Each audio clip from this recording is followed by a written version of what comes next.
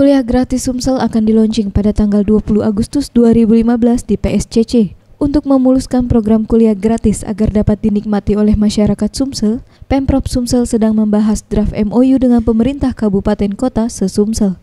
Widodo, Kepala Dinas Pendidikan Sumsel, yang ditemui Jumat 24 Juli 2015 mengatakan, saat ini Pemprov Sumsel mengajak Unsri, UIN Raden Fatah Palembang, dan Polsri, serta universitas luar negeri dari Tiongkok, dan ditambah 8 perguruan tinggi yang bersedia melakukan kerjasama.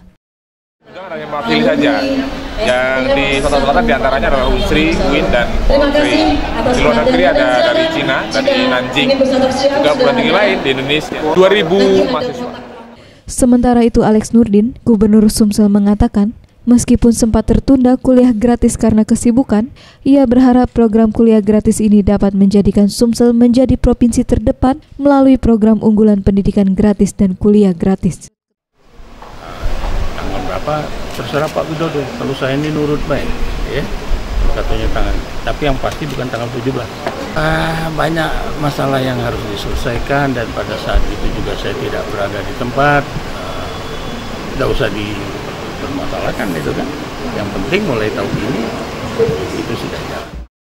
Kuliah gratis untuk kloter pertama dibuka untuk 2.000 calon mahasiswa baru melalui jalur undangan yang akan dikirim ke pihak sekolah di Sumsel. Farel Dusatria, Sriwijaya TV.